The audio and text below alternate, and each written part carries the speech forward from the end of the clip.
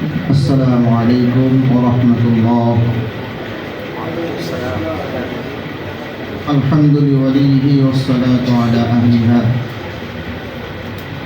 وقال رسول الله صلى الله عليه وسلم: يد الله على الجماعة، أو كما قال النبي عليه الصلاة والسلام.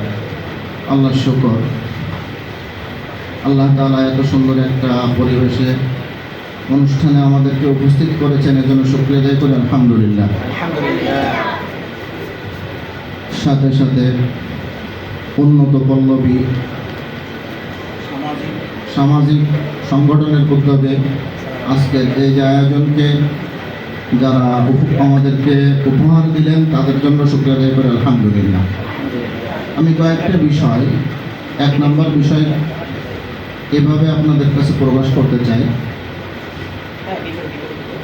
আসলে আল্লাহ সুবহানাহু ওয়া তাআলা এই দুনিয়ার খলিফা হিসাবে মুসলমানদেরকে, বিশেষত আলেমদেরকে প্রেরণ করেছেন।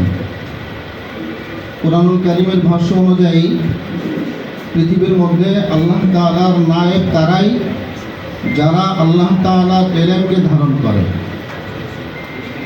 দীর্ঘ ৫৩টা বছর যেহেতু উলামায়ে কেরাম আমাদের বাংলাদেশের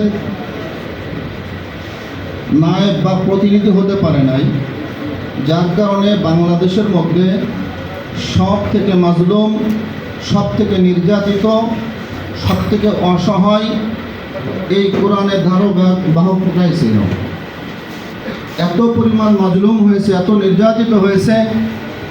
অন্যদিকে হাজার খুনের অধিকার, এরকমভাবে হাজার লক্ষ কোটি টাকা যারা লুট করছে, মানুষের কাছ থেকে চাঁদা নিছে, এমনকি যাদের অপরাধের শেষ নাই, সীমা নাই, তারাও বুক ফুলিয়ে রাস্তায় ঘুরে বেড়াতে পারছে। আর যারা এই কোরআনের ইলমকে ধারণ করছে, যারা আল্লাহর সন্তুষ্টির জন্য নিজের জীবনকে বিলাই দিতে পারে, যারা নিজের জীবনকে এই ইলমের জন্য উৎসর্গ করছে, এমন এমন অনেক উলামায়ে কেরামকে জেলখানার মধ্যে তাদেরকে জান দিতে হয়েছে। তো এর ফলাফল আমরা সবাই দেখছি। 5ই আগস্টের পর থেকে এখানে আমরা যেভাবে আজকে একত্রিত হয়েছি, আগেও কয়েকটা অনুষ্ঠানে এখানে আসছি, এটা 5ই আগস্টের আগে এটা সম্ভব ছিল না। কোথাও এক জায়গায় উলামায়ে কেরামকে দেখলে তাদের কাছে যদি কোরআনের কোনো এরকমভাবে বই পাইতো অথবা হাদিসের কোনো বই পাইতো, বলতো এটা হলো জঙ্গি শিক্ষা দেওয়ার একটা আড্ডা তৈরি করছে। তো আল্লাহ সুবহানাহু ওয়া তাআলা আমাদের একটা সুন্দর সুযোগ করে দিয়েছেন 5ই আগস্টের পরে। এখন আমরা যারা উলামায়ে কেরাম আছি, এখনও পর্যন্ত যদি আমরা মতানৈক্য, বিভিন্ন ধরনের ইখতিলাফের মধ্যে আমরা লিপ্ত থাকি, তাহলে এই যে ৫৩ বছর আমরা কোরআনের ইলম শিক্ষা করার পরে, কোরআনের ধারাবাহিক হওয়ার পরেও যেভাবে চতুর্দিকে মাজলুম আর নির্যাতিত ছিলাম, আগামীতেও সেভাবেই থাকতে হবে।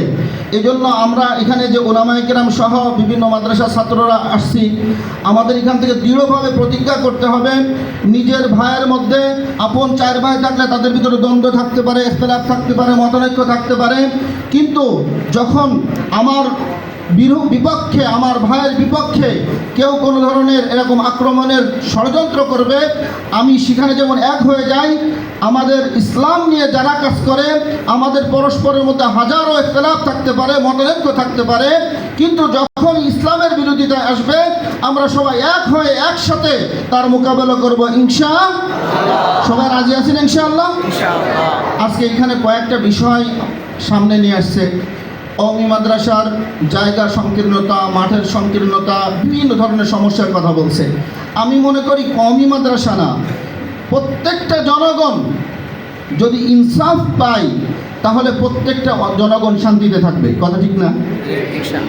শুধু কওমি উলামায়ে কেরাম না, সাধারণ থেকে সাধারণ মানুষ, একজন ভিক্ষুক হোক না কেন, সেও যেন তার স্থানে শান্তিতে থাকতে পারে। কওমি মাদ্রাসার উলামায়ে কেরাম তো অনেক উপরের জিনিস। আজ দীর্ঘ ৫৩টা বছর বাংলাদেশে এই ধরনের কোনো ইনসাফ ভিত্তিক রাষ্ট্র পরিচালনা হয় নাই। যারাই ক্ষমতায় আসছে তারাই হলো টাকার এপিট আর ওপিটের মতো ভাগাভাগি করে খাওয়ার চেষ্টা করছে। এখনও সেটাই চেষ্টা করতেছে। আমাদের জান থাকতে সামনে আর কোনো দুর্নীতিবাজ চাঁদাবাজকে এই আমাদের বাংলাদেশের মসনদে দেখতে চাই না। কথা ঠিক না বেঠিক? আমরা চাই আগামীর বাংলাদেশ ইসলামের বাংলাদেশ, আগামীর বাংলাদেশ কোরআনের বাংলাদেশ। এই বাংলাদেশে ইসলাম ছিল, আছে, থাকবে, কেউ উঠাইতে পারবে না। আখিরু দাওয়ানা আলহামদুলিল্লাহি রাব্বিল আলামিন।